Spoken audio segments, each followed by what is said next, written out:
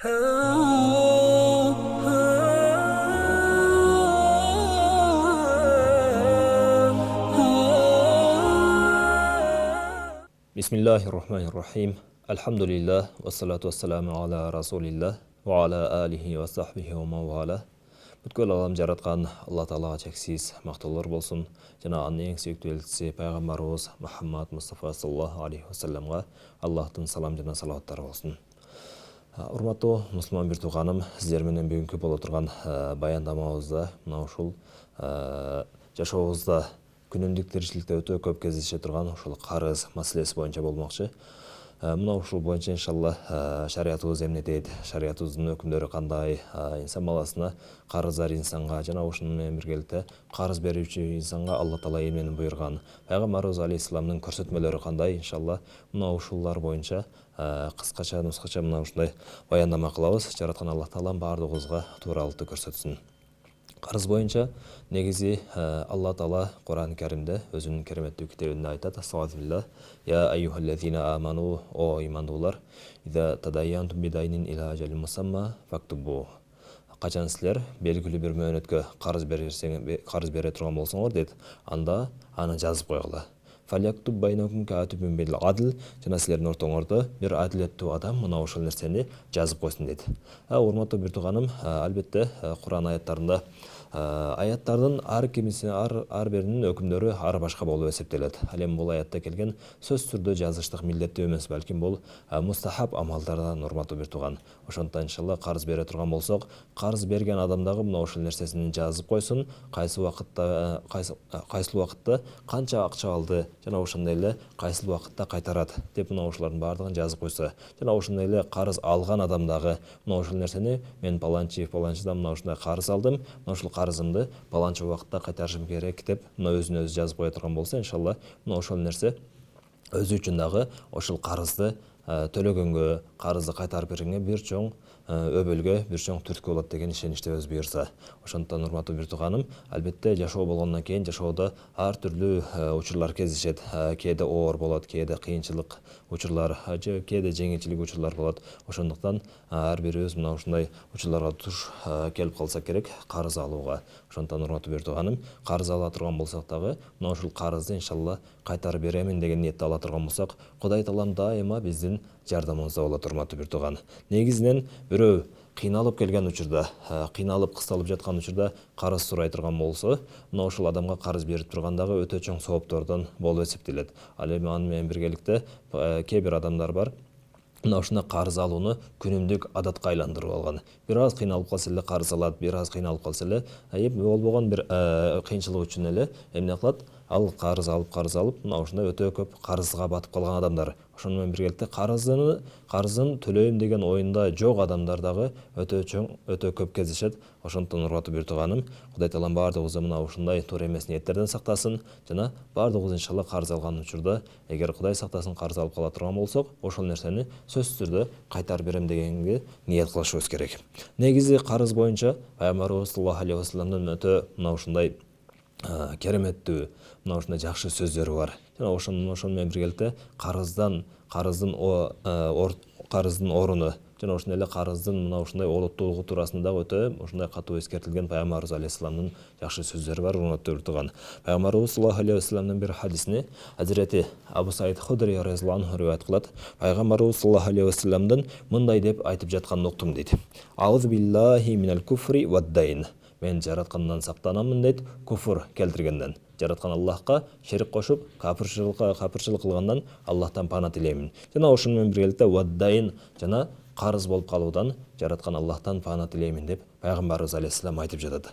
Ошол учурда урматтуу бир туугандар, албетте сахабалар пайгамбар алейхиссаламдын дайыма жанында болгон, пайгамбар алейхиссаламдын айткан сөздөрүнө жүзгө жүз амал кылабыз деген инсандар мына ошол инсандар болгон, урматтуу бир тууган. Ошолор түшүнбөстөн айтышты. Ошондо бир киши: "О Алланын элчиси, атадил куфра биддайн." Сиз эмне мына ошол кафырчылык менен карыз болууну бул экөөнү бирдей кылып жатасызбы? Бирдей коюп жатасызбы экөөнүн салмагын дегенде пайгамбарыбыз алейхиссалам ооба деп жооп берди. Урматтуу бир тууганым, демек бул карыз өтө мына ушундай орчундуу маселе. ошондуктан иншалла карызга өтө катуу көңүл бурушубуз керек. Кандай дей турган болсо, дүйнөдө акылар эки түрдүү болот, урматтуу туугандар. Акы хукукуллах. Биринчи акы бул Алланын акысы. Качан пенде мына ошол Алла Тааланын акын аткарат, бул ошол учурда Алла Тааланын акысын аткарган болуп эсептелет. Анткени бул Алла Тааланын акысы. Аны сураштык бул Алла Тааланын өзүнүн иши. Экинчи акы бул хукукул айбад, пенделердин болгон акысы. Ал эми пенде мына ушул дүйнөдө жашап жатып бирөөнүн акысына кире турган болсо, ал пенде бул дүйнөдө дагы кутулбайт, акыретте дагы кутулбайт эч качан. Ошондон урматтуу бир тууганым, Алла Таала адилеттүү зат, бирөө бир пендесинин акысын экинчи пендесине алдырып койбойт. Аны сөзсүз түрдө эмне кылышыбыз керек? Пенде алган нерсесин сөзсүз түрдө кайтарып беришибиз керек. Ошондуктан ошол карыздарга өтө катуу көңүл бурайлы. Негизи андан башка да бир хадистерде келет. Пайгамбарыбыз алейхиссаламдын хадисин мына ушул Азирет Абу Хурайра разияллаху анху мындай риwayat кылат. Пайгамбарыбыз саллаллаху алейхи вассалам айтты дейт: "Ман ахаза амвалан нас юриду адааха." Кимде ким элдердин мүлкүн, элдердин акчасын, же болбосо кандайдыр бир байлыгын ала турган болсо, юриду адааха. Мына ошол алып жаткан учурда мына ошол нерсени сөзсүз түрдө кайтарып берем деп ниет кылган болсо дейт. Аддаллаху анху, Кудай Таала мына ошол адамга, Алла Таала эмне кылат экен? Ошол пендеге өзү жардам берип, ошол карызынан кутулдат дейт. Амана хаза амвалан нас юриду итлафаха. Жана ошондой эле кимде ким дейт, адамдардын байлыгын, мүлкүн же болбосо акчасын берип тур, карызга берип тур, же болбосо алып турайын, колдон турайын, кайра берем да деп мына ошентип ала турган болсо, бирок алып жаткан учурда юриду итлафаха дейт. Ал адам эмне кылса дейт, ошол нерсени бербеймин да, бул менде калды да, ошол эмне кылам, муну өзүм иштетип коем да деп мына ошондой кайтарып бериштик ниетинде жок боло турган болсо, атлафахуллаху, Алла Таала ошол инсандын эмне кыйратат дейт да. Ошондуктан урматтуу бир тууганым, ошондой нерседен алыс болойлу. Албетте рызкы бул Алланын колунда. Эгерде биз чын жүрөгүбүздөн Алла Таала берүүчү, Алла Таала иншалла бүгүн карызга батып турган болсом, эртең Кудай Таала сөзсүз түрдө мени мына ушул кыйынчылыктан, карыз абалымда да куткарат деп мына ушунда буюрса Кудай Таалам, бүгүн кыйынчылык болуп жаткан учурда эртең ушул жеңилчилиги дагы бар деп, ошондо алган карыздарыбыздын, алган акчаларыбыздын, алган буюмдарыбыздын баардыгын мен төлөйм,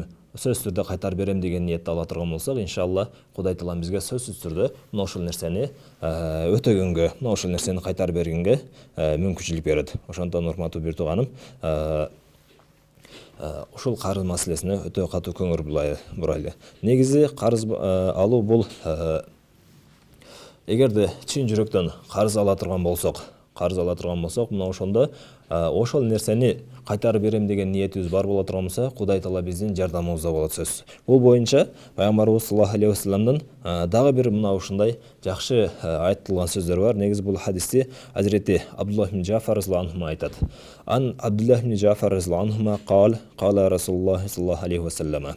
Азирети Джафар ибн Абдуллах ибн Джафар разияллаху анху риwayat кылат, Пайгамбарыбыз саллаллаху алейхи вассалам айтты дейт. Инна Аллаха ма'ад даини хатта яqdiya дайнаху. Чындыгында Алла Таала карыз алган адам менен биргеликте болот дейт, качан карызын өтөгөнгө чейин. Ма лам якун фима якрахуллах. Мына ошол адам эмне кылбаса, Алла Таалага жакпаган иштерге кирип кетпей турган болсо дейт. Мына ушундай нерсени карап көрөлү. Факан Абдуллах ибн Джафар разияллаху анху якул хазинихи. Абдуллах ибн Джафар разияллаху анху өзүнүн кызматчысына айтып жүрчү экен дейт. Изхаб фахузли бидайнин. Сен баргандагы менин атымдан бирөөдөн карыз алып койгун. Фа анни акруху ан абита лейлатан илла валлахи маи. Фа ин акрах. Чындыгында мен ушуну жаман көрөм дейт. Бир гана өзүм жалгыз түнөгөн жаман көрөм, бир гана качан мен түнөй турган болсом, Алла Таала менин жардамымда болсун деп, мына ошол ниетте карыз алып коеюн деп, мына ошентип карыз алып койчу экен башка бирөөдөн. Урматтуу бир тууганым, ушул нерсени хадиске көңүл бура турган болсок, хадисте мына ушундай сөз айтылып атат. Чындыгында Алла Таала карыз алган адам менен бирге качан карызын өтөгөнгө чейин. Бирок бир шарт бар экен, урматтуу бир туугандар. Бир шарт бар экен, качан ошол пенде Алла Таала жаман көргөн нерсеге колун сунбай турган болсо. Күнүмүздү жашообузда көрүп жүрөбүз, жакын туугандарыбыз дагы билип жүрөбүз, урматтуу бир тууган жакын тааныштарыбызды. Ал эмне кылат? Ушундай бир аз кыйналып калса эле эмне кылат? Барып банкка жүгүрүп барып эле кредит ала калат. Бирок тилекке каршы шариятыбызда кредиттин күнөөсү кандай гана оор, кандай гана кыйын жана ошондой эле акыртта дагы өтө чоң жоопкерчилик алат. Ошону менен биргеликте дүйнөдөгү кордук. Кредит алган адам, убактылуу бир кыйынчылыктан кутулгандай болушу мүмкүн. Бирок ошону төлөймүн деп, ошол кредиттин айынан ар кандай үйүнөн кура калгандар болуп атат. Жана ошондой эле бир канча бир семьялар бузулуп жаткан учурлар болуп атат. Ал нерсени көңүлгө албастан эле ал нерсенин баардыгын көңүл сыртында калтырып, мына ушундай Алла Таала арам кылган нерсеге кол сунгондар дагы бар, урматтуу бир тууганым. Кредит бул мына ушундай проблеманы чече турган нерсе эмес, урматтуу туугандар. Балким бул проблеманы, мүшкүлчүлүктү, кыйынчылыкты көбөйтө турган нерсе. Анын зыяны сизге, үй бүлөңүзгө, жада калса жакын туугандарыңызга дагы жетип калышы мүмкүн. Ошондуктан мындай надандыктан, мындай тоңмоюндуктан, мындай күнөөдөн алыс болойлу жана башкаларды дагы мына ушул нерсеге алыс болгонго чакырайлы. Жана ушул нерсеге жардам бергенден дагы өзүбүз алыс болойлу, урматтуу бир тууганым. Ошондуктан иншалла биз аракет кылайлы, мээнет кылайлы. Кудай кааласа, Кудай Таала биздин ар бир учурда биздин жардамыбызда болот. Эмне дейт? Бир шарт бар экен, ошол Алла Таала жаман көргөн жолго кирип кетпесе дейт. Ошондуктан урматтуу бир тууганым, кайыптап эле карызын төлөйм деп кредит ала коюп, же процентке акча алып, же болбосо бирөөнүн мүлкүн уурдап алып башка кыла турган болсок, демек Алла Тааланын жардамы биз менен болбой калат экен, урматтуу бир тууганым. Ошондуктан иншалла жараткан Алла баардыгыбызга мына ушул хадиске амал кылганга тавфик берсин. Анан мына ушул карыз боюнча дагы пайгамбарыбыз саллаллаху алейхи вассаламдын доорунда мына ушундай бир окуя болгон. Мына ошол окуяны дагы айтып кетели. Негизи бул окуяны Мухаммад ибн Абдуллах ибн Жахш разияллаху анху мындай риваят кылат. Пайгамбарыбыз саллаллаху алейхи вассалам отурат эле дейт. Ошондо бир жаназа келди дейт. Ошондо пайгамбарыбыз саллаллаху алейхи вассалам асманга көзү менен карап, кийин көзүн жерге түшүрдү. Фада ядаху ала жабхатихи, ошондо башын кармап пайгамбарыбыз алейхиссалам туруп калды дейт. Факал субханаллах субханаллах ма анзалаллаху мин ат-таштид. Ошондо пайгамбарыбыз алейхиссалам мынтип айтты дейт. Субханаллах субханаллах. Кудай Таала мындан өткөн бир ушундай катуу нерсе түшүргөн эмес деп ошентип башын кармап туруп калганда дейт. Ошондо биз билдик дейт. Ва арафна ва сакатна, демек өтө бир орчундуу, өтө олуттуу бир нерсе болуп жатат деп үн чыкпастан ошол жерде билип, ошентип үн чыкпастан туруп калдык дейт. Хатта иза кана ал-гад. Ошентип дейт, баардыгыбыз тарап кетип эртеси күн болду. Ошондо саалту Расулуллах саллаллаху алейхи вассалам факулту мат таштиду аллази назал. Эртеси күнү пайгамбарыбыз алейхиссаламдан келип сурадым дейт. Алланын элчиси, кечээ ушундай бир катуу иш болду, катуу нерсе түштү, катуу иш түштү дегениңизде ошону мен түшүнбөдүм. Ал эмне эле дегенде пайгамбарыбыз алейхиссалам айтты, фиддайн, карыз боюнча деп айтты дейт. Валлази нафси биядихи, менин жаным анын колунда болгон затка касам. Башкача айтканда, Аллах Таалага касам дейт. Лау кутила ражулун фи сабилиллах. Кийин эгерде дейт бир киши Алла жолунда өзүн, мамлекетин, эли жерин коргоймун деп мына ушундай согушта шейит кетсе дагы дейт. Сумма аша ва алейхи дайнун. Кийин бир аз жашап калса дагы дейт. Ва алейхи дайнун, ошол пенденин бир карызы калып кеткен болсо, ма дахалал жанната хатта яқдия дайнаху, мына ошол пенде карызын төлөмөйүнчө бейишке эч качан кире албайт деп пайгамбарыбыз алейхиссалам мына ошол нерсени айтты. Ошондуктан урматтуу бир тууганым, карыз бул өтө катуу нерсе. Карызга биз баардыгыбыз жоон терибиз менен эмне кылышыбыз керек? Көңүл бурушубуз керек. Жада калса уламалар айтат, карызы бар адамдын сары май менен нан жеп отурганга дагы акысы жок дейт. Карызы бар адамдын жөнөкөй бир шекер менен же болбосо нават менен чай ичкенге дагы акысы жок дейт, урматтуу бир тууганым. Ошондуктан бул деген сөзү болгон күчүңдүн баардыгыны эмне кыл, эң биринчи кезекте карыздарыңдан кутулгын. Карыздарыңдан кутулгандан кийин андан башка өзүңдүн керектүү нерселериңди кыла бересиң деген маани, урматтуу бир тууганым. Ошондуктан иншалла мына ошол нерсеге катуу көңүл бурушубуз керек. Пайгамбарыбыз алейхиссалам дагы бир хадисинде айтат: "Югфару лиш-шахиди куллу шайин илля дайн". Чындыгында мына ушул шейит адамдын дагы, бир адам шейит болуп өлүп кетсе дагы, анын баардык күнөөлөрү кечирилет дейт. Илля дайн, бирок анын карызы кечирилбей калат дейт, урматтуу бир тууганым. Ошондуктан иншалла мына ушул карызга катуу көңүл бурушубуз керек. Ошону менен биргеликте өзүбүздүн үй бүлөбүздү, бала чакабызды дагы мына ошол нерсеге көндүрүшүбүз керек. Карыз алдыкпы? Карыз алгандан кийин мына ошол карыз берип жаткан учурда өзүбүздүн балабызды, кызыбызды ээрчитип алайлы. Ошол карызыбызды кайтарып берип жатканыбызды мына ошолор дагы көрсүн, мына ошолорго дагы эмне болсун? Демек карыз деген бирөөнүн аманат экен, карыз деген бирөөнүн мүлкү экен, ал меники эмес экен. Демек бирөөнүкүн алгандан кийин кайра аны кайтарып бергенге шариятыбызда, динибизде эмне экенбиз? Милдеттүү экенмин да деп, мына ошол нерсени аң сезимине киргизсин, урматтуу бир туугандар. Ошондуктан иншалла мына ушул карыз дагы инсан баласынын жашоосунда өтө чоң роль ойной турган нерсе. Ошондуктан иншалла жараткан Аллахым баардыгыбызга мына ушундай жакшы иштерди кылганга мүмкүнчүлүк берсин.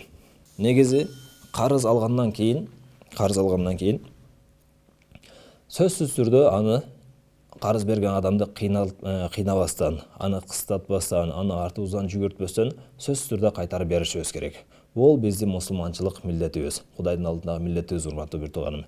Эгерде колубузда бар болуп туруп дагы ошол нерсени кайтарып бербей турган болсок, создуруп, убакытты создуруп, кечиктирип, башка кылып, ал адам муктаж болуп турса дагы, мисалы, эгерде биз ошол акчаны убагында бере турган болсок, ал дагы башка бир келечекте өзүнүн максаттарын, пландарын коюп койгон болушу мүмкүн. Паланчы тууганым мына ошол менден алган карызын бере турган болсо, андан алып эле мен бир нерсе сатып аламын, же болбосо башка бир нерсе кыламын деген мына ушундай жакшы ой тилек, максаттары, пландары болгон болушу мүмкүн. Мына ошол нерселердин да баардыгын жокко чыгарган болобуз, урматтуу бир туугандар. Эгерде кайсыл бир адам ошол өзүндө карызын төлөй турган акчасы болуп туруп, ошол нерсени кечиктирип бербей жүргөн болсо, ал нерсе бул адам үчүн эмне болот? Зулум болуп эсептелет. Пайгамбарыбыз саллаллаху алейхи ва саллям бир хадисте айтат: "Матлул ганийи зулмун" дейт.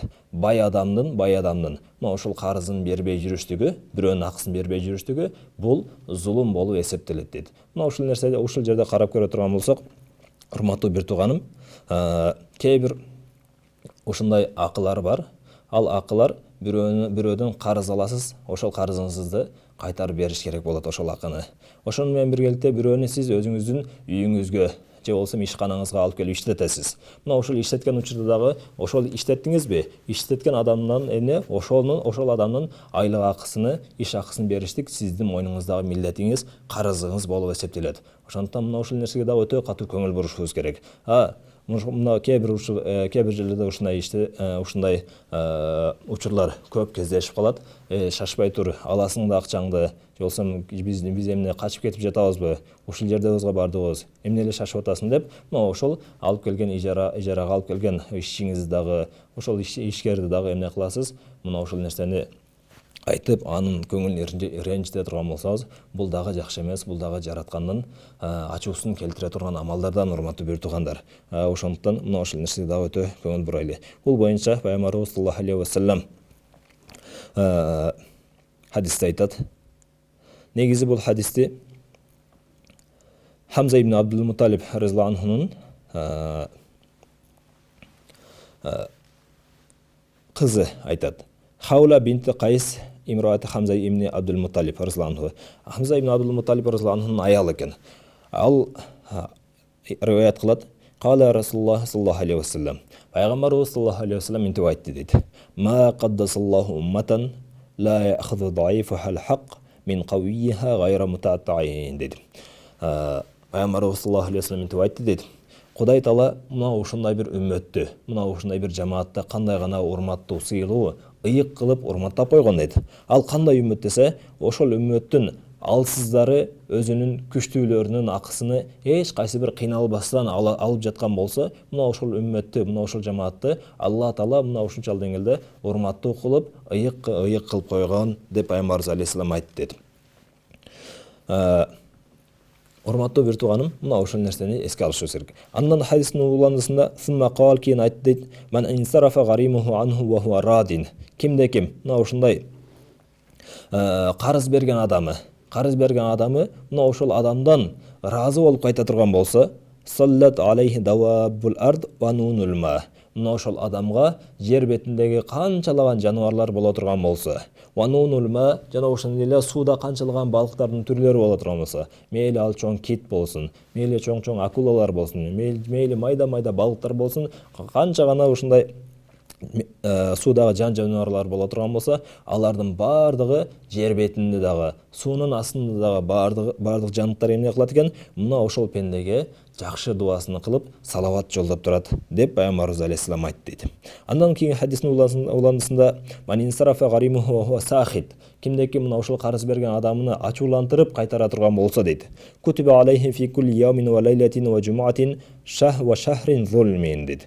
Мына ушул адамга ар бир кечиктирген сайын, эгерде бир күн кечтирсе бир күн, ва лейлатин бир түн кечтирсе бир түн, ва жуматин эгерде карызын бир жума кечтире турган болсо бир жума, ва шахрин эгерде бир ай кечтире турган болсо бир ай бул пенде зулум кылды деп жазылып амал китептерине жазылып тура берет экен, урматтуу бир тууганым. Негизи биздин урматтуу бир туугандар канчалаган амал кылсак дагы амалдарыбыздын баардыгы көзүбүзгө көрүнсө дагы көрүнбөсө дагы баардыгы биздин амал китептерине жазылып турат. Анткени амал китептерибизге жазылып, кийин акыретке барганда мына ошол амалдарыбыздын баардыгы таразага тартылат. Алла Таала Кур'анда айтат: "Стауз билlah ва надаул мавазинал қиста ли яумил қияма". Чындыгында биз кыямат күнү адилеттүү таразыларды орнотобуз дейт. Ва анна амала бани адам, чындыгында адам баласынын амалдары ва каулахум, жана адам баласынын сөздөрү юзан, ал мына ошол адилеттүү таразага тартылат дейт, урматтуу бир тууган. Ошондон биз ойлобойлу, биз жөнөкөй эле мен тилим менен айткан жокмун, башка кылбадым, балким денебиз менен бирөөдүн акысына кирип, бирөөгө зулум кылып, мына ошол нерсеге бере турган акыбызды бербестен кечиктирип, ушундай кечиктире турган болсок эмне болот экен? Бизге Кудай сактасын, бир күн кечтирсек бир күн, бир түн кечтирсек бир түн, бир жума кечтире турган болсок бир жума, бир ай кечиктире турган болсок бир ай бул адам башка бирөөгө ошол адамга зулум кылды деп жазыла берет экен, урматтуу бир тууган. Жараткан Аллахым баардыгыбызды мына ушундай жаман нерседен сактасын. Ошондон урматтуу бир туугандар, биз ар бир учурда бирөөнү кемситпестен, мусулман дайыма бирдей абалда болуш керек. Ал жоң бир мансаптуунун же болсо байдын, бийдин жанага барганда ага кошоматты кылып, эгерде өзүнөн төмөн адамдардын алдына келип калган болсо аларды кордоп, аларга зулум кылып башка кыла турган болсо, бул мусулмандын сыпатына жарашпай турган нерсе, урматтуу бир туугандар. Ошондон хадисте ушул пайгамбарыбыз алейхисалам айтат: Кудай Таала мына ушундай бир үммөттү, мына ушундай бир жамаатты эмне кылып койгон дейт? Ушундай урматтуу, сыйлуу кылып койгон. Мына ошол кандай жамаат десе, мына ошолордун эң алсызы, күчтүүлөрүнөн өзүнүн акысыны эч кайсы бир кыйналбастан алып жаткан болсо, мына ошол жамаатты Кудай Таала сыйлуу, урматтуу кылып койгон дейт, урматтуу бир тууганым. Ошондон ар бирибиз ар жакта жетекчи болушубуз мүмкүн. Жок дегенде үй бүлөбүздө жетекчи, же болсо ишканабызда жетекчи болушубуз мүмкүн, же болсо башка бир жер жумушта жетекчи болушубуз мүмкүн. Ошондон ар бир жерде мына ошол ар бир адамдын акысыны өздөрүнө коюп бергенге аракет кылайлы. Андан кийинки хадистерибизде келе турган болсок, иншалла мына ушул хадистерди айтып, ушул баяндамабыздын аягына чыгайлы. Анткени бул хадистерде адам баласы жашоосунда мына ушундай карызга дуушар болушу мүмкүн. Сөзсүз түрдө карыз алып калышы мүмкүн. Бирок шариятыбыздын көрсөтмөсү, жолдомосу кандай? Адам карыз алгандан кийин кантип мына ошол карыздардан кутулуп кетсе болот? Мына ошол нерсени дагы шариятыбыз бизге үйрөткөн. Анткени карыз алган адам туура ал нерсе шариятта бизде материалдык нерсе бербеши мүмкүн, бирок жараткан заттын жардамын алып келе турган, жараткан заттын Аллахтын жардамын чакыруучу мына ушундай зикирлер, дуалар бар. Пайгамбарыбыз алейхисалам мына ошол дуалардын баардыгын эмне кылган? Үммөтүнө үйрөтүп кеткен. Эгерде биз дагы карыз ала турган болсок, мына ошол дуаларды кыла турган болсок, мына ошол зикирлерди айта турган болсок, жараткан Аллахым сөзсүз түрдө мына ошол карыздардан, кыйынчылыктан, кайгы кападан кутулуп кеткенге мүмкүнчүлүк берет. Бул боюнча бир канча түрлөрү бар, жолдору бар. Иншалла мына ошол нерсени дагы айтып кетели. Азирет Али ибн Аби Талиб разияллаху анхуга бир кул келди дейт. Мукатаб кул деп коет. Мына ушул илгери учурларда кулдук заманылардагы болгон. Мына ошондой кулдардын бирөөсү келген экен дагы Пайгамбарыбыз алейхисаламга. Азирет Алиге айтыптыр: чындыгында мен мына ушул кулдугумдун акчасын төлөп кутула албастан, азат боло албастан кыйналып кеттим. Мага жардам бериңиз дегенде ошондо Азирет Али айтыптыр: Ала уаллимука би калиматин алламанихинна Расулуллах саллаллаху алейхи ва саллям. Сага ушундай бир келмелерди үйрөтөйүнбү? Мына ошол келмелерди, мына ошол сөздөрдү мага Пайгамбарыбыз Мухаммад алейхиссалам мага үйрөткөн эле деп айтыптыр. Лаукана алейка мислу жабали сабирин дайнан аддахаллаху анк. Эгерде мына ошол калималарды, ошол сөздөрдү айтып дуа кыла турган болсоң, эгерде мына ушундай сабир деген ушул тоочолук сенин қарыздарың болған болса дағы дейді, Алла Таала мына ошол нерсени сага төлөгөнгө жардам берет дейді. Кул Аллахумма кфини би халалика ан харамик ва агнини би фадлика амман сивак. Мына ошол дуаны айткын деп айтты дейді. Ошондо ал дуа Аллахумма кфини, Аллахым өзүңдүн адал нерселериң менен арамыңда мага жетиштүү бол. Мындайча айтканда, мага адал нерселерди гана кылганга мүмкүнчүлүк бер, арамдан алыс кылганга мүмкүнчүлүк бер. Ва агнини би фадлика амман сивак, жана өзүңдүн айкөлдүүлүгүң менен, өзүңдүн берешендүүлүгүң менен өзүңдөн башкага мени муктаж кылбагын деген дуа экен. Урматтуу бир тууганым, мына ошол нерсе кыска гана дуа, 4-5 гана сөздөн турган Аллахумма кфини би халалика ан харамик ва агнини би фазлика амман сивак. Карыздан кутулуун дуасы. Аллахым, өзүң мага адалың менен жетиштүү болгон арамыңдан сактагын. Ва агнини би фазлика амман сивак, жана ошондой эле өзүңдөн башка эч кимге муктаж кылбагын деген мына ушундай дуа бир тууганым. Күнүмдүк дуа ушул нерсени жаттап ала турган болсок, эртелик кеч айтып жүрө турган болсок, иншалла Кудай Таалам бизге ушундай арамдан сактаганга, карыздан кутулганга жардам берет. Бул биринчиси. Экинчиси, пайгамбарыбыз саллаллаху алейхи ва салламдын доорунда дагы бир ушундай окуя болгон. Мына ошол сахабалардан практика түрүндө өткөн. Мына ошол окуяны дагы айтып кетели. Азирет Абу Саид Худри разияллаху анху риваят кылат. Күндөрдүн биринде пайгамбарыбыз саллаллаху алейхи ва саллам мешитке кирип калды дейт. Ошондо ансарлардан бир киши отурат экен дейт. Анын аты Абу Умама. Абу Умама деген бир сахаба отурган экен. Факала я Аба Умама. Айтты дейт, о Абу Умама дейт. Мали арака жалисан фил масжид фи гайри вакти сала. Эмне үчүн намаз убактысы эмес учурда, эмне үчүн бул жакта мешитте отурасың? Деп пайгамбарыбыз алейхиссалам айтты. Айткені Азирет Абу Умама разияллаху анху ушул кыйналгандык себептен, кысталгандык себептен, карыздары көп болуп кетип, аркында кайгы капасы көп болуп кетип, эмне кылып калды эле? Дайыма мешитке келип эле эч нерсеси айласын таппастан отуруп калды эле, урматтуу бир тууган. Мына ошол учурларда пайгамбарыбыз алейхиссалам келип көрүп калды дагы, эмне үчүн бул убакта отурасың дегенде, хумумун лазиматни ва дуюнун я Расулуллах. Алланын элчиси, карыздарым көп, жана кайгы капаларым дагы өтө көбөйүп кетти. Ошону билбей отурамын деп айтты. Ошондо пайгамбарыбыз алейхиссалам афала уаллимука каламан иза култаху азхабаллаху азза ва жалла хаммак ва када анка дайнак. Сага бир ушундай бир сөздөрдү, дуаларды үйрөтөйүнбү дейт. Эгерде мына ошол дуаларды айта турган болсоң, ал жараткан Алла Таала сенин баардык кайгы капаңды кетирет жана сенин баардык карыздарыңды төлөйт. Карыздарыңды төлөгөнгө жараткан Алла Таала жардам берет. Мына ушул сөздөрдү сага үйрөтөйүнбү дегенде пайгамбарыбыз дегенде ошондо ал сахаба бала я Расулуллах, Алланын элчиси, айтыңызчы мага деп ошолду айтты. Негизи мындай учур ар бир адамдар эле кездешке керек, урматтуу бир тууган. Сүйүнбөгөн адам болбойт. Мисалы кайгы капага батып, мына ушундай кыйналып турган учурумузда бирөө келип сизге жардам берип жаткан болсо, мына ошол учурда сиз үчүн мына ошол адамдан өткөн бир жакшы адам жок болуп калат, урматтуу бир тууганым. Мына ошол сахаба дагы кыйналып, кысталып турган учур эле ал дагы пайгамбар алейхиссаламга Алланын элчиси, айтыңыз ошол сөздөрдү, мен дуа кылайын дегенде пайгамбарыбыз алейхиссалам айтты: "Кул иза асбахт ва иза амсайт." Сен айткын дейт, качан? Эрте менен жана кечинде. Эрте менен жана кечинде айткын: "Аллахумма инни аузу бика минал хамми вал хазан." Аллахым, чындыгында мен сени менен ар кандай кайгы кападан пана тилеймин. Ва аузу бика минал аззи вал касал. Жана мени мына ушундай алсыздыктан жана жалкоолуктан өзүң сактагын. Ва аузу бика минал жумни вал бухул. Жана мени жубун, коркоктуктан, вал бухул жана сараңдыктан мени өзүң сактагын дейт. Ва аузу бика мин галабати дайн ва кахр rijal. Жана Аллах, мен сени менен сактанамын дейт, мени сактагын, мага карыз, мени ошо карызга батып калуудан, ва кахр rijal, жана башка адамдар менин үстүмдөн зулумдук кылып, үстүмдөн кармап тургандан өзүң сактагын деп мына ошол дуаны үйрөттү. Факала фафалту залик. Ошондо сахаба айтты: "Мен мына ошол нерселерди кайталап жүрдүм" дейт. Фасхабаллаху хамми, Алла Таала менин баардык кайгы капаларымды кетирди. Ва када анни дайни, жана менин баардык карыздарымдан кутулганга мүмкүнчүлүк берди деп мына ошол сахаби өзү айтып жатат, урматтуу бир тууганым. Ошондуктан урматтуу бир туугандар, мына ушул дуаларды, кыска нуска дуаларды жаттап алышыбыз керек жана өзүбүздүн күнүмдүк дуалардын арасына кошуп алышыбыз керек. Жана эртелик кеч ошол нерсени айтып жүрүшүбүз керек. Дуаны дагы бир кайталап коелу: карыздан кутулуунун дуасы. Allahumma inni a'udhu bika minal hammi wal hazan. Allah'ım men seni menen har kандай кайгы кападан пана тилеймин. A'udhu bika minal azzi wal kasal. Allah'ım men seni menen пана тилеймин алсыздыктан жана жалкоолуктан пана тилеймин. A'udhu bika minal jubni wal bukhl. Allah'ım men seni menen пана тилеймин эмнеден?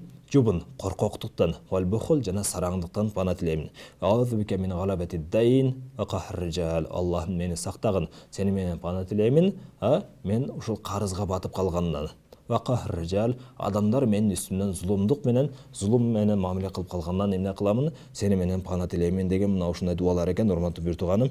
Иншалла мына ушул дуаларды жаттасак, күнүмдүк жашообузда колдоно турган болсок, Кудай кааласа биздин баардык кайгы камдарыбыздын баардыгын кетирет жана мойнубузда болгон карыздарыбыздын баардыгын төлөгөнгө жараткан Аллахым баардыгыбызга жардам берет. Жараткан Аллахым баардыгыбызга мына ушул дүйнөдөн өтүп жатканда эч кайсы бир карызсыз, эч кайсы бирөөнүн акысына кирбестен өткөнгө жараткан Аллахым мүмкүнчүлүк берсин. Анткени акыретке барганда урматтуу бир туугандар, кармала турган нерсе, акыретте сурала турган нерсе бул карыз дагы. Пенде жараткан Алла пенде менен пенденин ортосунда эч кандай кийлигишпейт. Ошондуктан иншалла жараткан Аллахым баардыгыбызга карыздан алыс болгонго мүмкүнчүлүк берсин. Дагы бир ушундай бир дуалардын бирөөсү. Бул дуалардын дагы айта кетели. Анткени Пайгамбарыбыз саллаллаху алейхи вассалам айткан, Пайгамбарыбыз алейхиссалам Hazreti Muaz radhiyallahu anhu келди. Факала я Muaz мали лам арак. О Muaz сага эмне болду? Мен сени көрбөй калдым дегенде, факала я Расулуллах ли яхудийин алейя уқиятун мин тибрин фахаражту илейка фахасабани анка. Алла ошондо айтты дейт. О Алланын элчиси, менин бир яхудийге бир жөөт адамга карызым бар эле. Ошондо сага келдим. Ошол себептен мен сага чыктым, ошол адам мени кармап калды. Карыздарын себептен жолдо көрүп мени кармап калды дегенде Пайгамбарыбыз алейхиссалам айтты дейт, о Муаз, сага ушундай бир дуаларды үйрөтөймүн дейт. Эгерде мына ушундай сабир таусундай карызың болсо дагы жараткан Аллах сага удуаңдан кутулганга жардам берет дегенде, ошондо Пайгамбарыбыз алейхиссалам фадуллах я Муаз, о Муаз, сен мына ушул дуаны окугун. Ушул дуа кандай? Кул Аллахумма маликал мулк ту'тил мулка ман таша ва тамнаул мулка мимман таша ва ту'иззу ман таша ва tudhillu man tasha biyadikal khayr innaka ala kulli shay'in qadir. رحمن الدنيا والآخرة ورحيمهما تعطي من تشاء وتمنع من تشاء ارحمني رحمة تغنيني بها عن رحمة من سواك. Мына ушул дуаны үйрөткөн экен. Дагы бир риваяттарда иқди ан дайин, менден ошо карызымдагы төлөгүн деген мына ушундай дуа экен, урматтуу бир тууганым. Иншалла жараткан Аллахым баардыгыбызга мына ушул нерселерди жашообузда, тажрыйбабызда колдонуп, ушул дүйнөдөн бирөөнүн акысы мойнубузда болбостон баардыгына өтөп, дүйнөдө өткөнгө баарыбызга мүмкүнчүлүк берсин. Жараткан Аллах Таалам айтылган сөздөрдүн баардыгына амал кылганга тауфик берсин. Ва ахиру дa'wana алхамдулиллахи раббил аламин.